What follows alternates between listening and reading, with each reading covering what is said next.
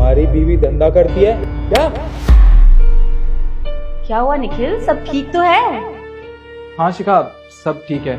मैं कह रहा था मैं ऑफिस के लिए लेट हो रहा हूँ, तो मैं ऑफिस के लिए निकलता हूँ। हाँ जाओ, और लंच याद से कर लेना, हमेशा भूल जाते हो तुम। हाँ हाँ, मैं कर लूंगा। तुम भी अपना ध्यान रखना। ठीक है। काका, आप मेरे साथ नीचे तक आओ ना। जी साहब।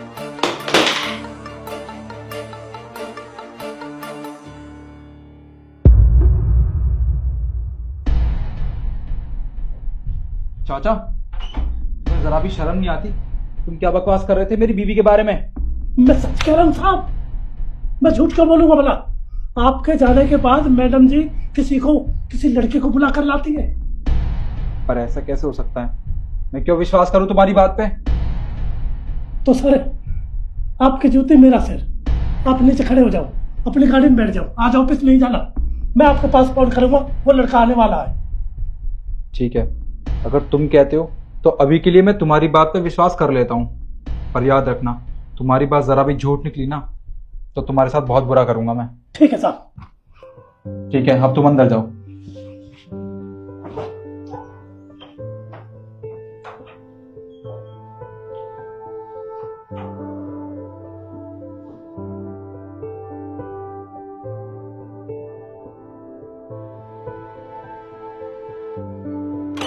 आ गए तुम?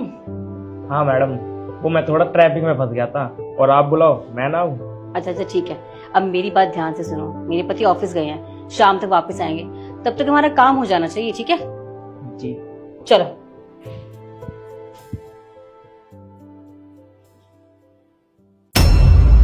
ओहो, तो आ गया आशिक। अभी फोन करता हूँ साहब के पास, आज साहब को पता लग जाएगी।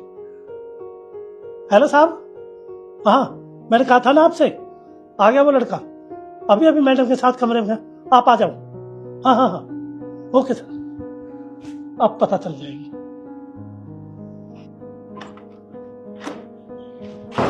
आगे साहब। काका, आप बता रहे थे घर में वो लड़का आया है, कहाँ है वो? हाँ साहब, अभी अभी मैडम के साथ बेडरूम में गया है, अब देखो। ठीक है, आज तो मैं शिखा को रंगे हाथों पकड़ के रहूंगा। आप अपना काम करो, उसे तो मैं देखता हूँ। ठीक है साहब।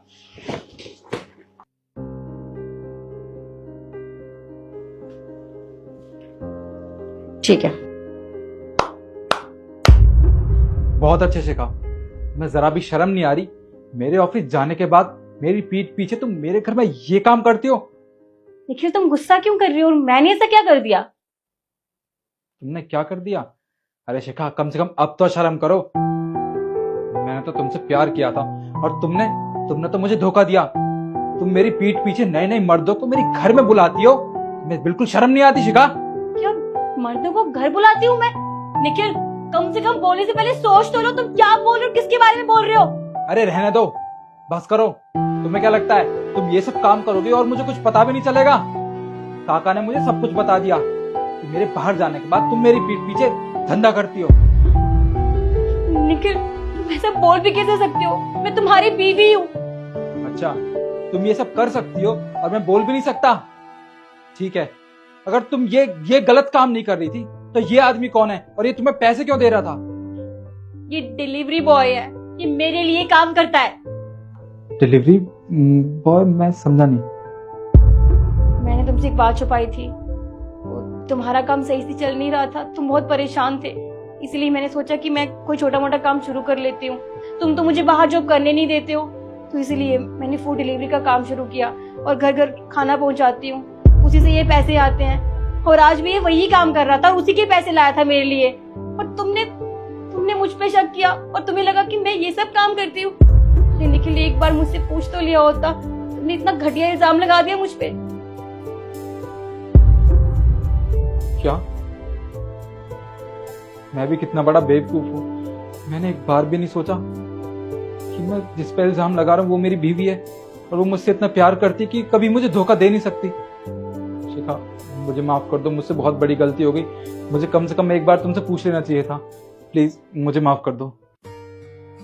निखिल ठीक है, लेकिन आज के बाद प्लीज इतना घटिया और घिनौना इल्जाम लगाने से पहले मुझसे बात जरूर कर लेना। शिखा, आई एम सॉरी। पर आगे से ना कभी मैं ऐसा नहीं करूंगा। और हाँ, जो तुमने स्टार्टअप शुरू किया है ना, उसमें मैं भी तुम्हारी हेल्प करूंगा। सच में? Thank you so much. अच्छा ठीक है, अभी तुम ऑफिस जाओ, हम शाम को बैठ के बात करते हैं।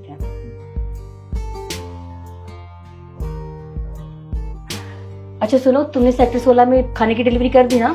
जी मैम। ठीक है, अभी मैं खाना पैक करके दे रही हूँ। अभी शर्मा जी के यहाँ खाना डिलीवर करना है। और हाँ, ये लो तुम्हारे आज के लिए। ठीक है। ठीक है, जाओ।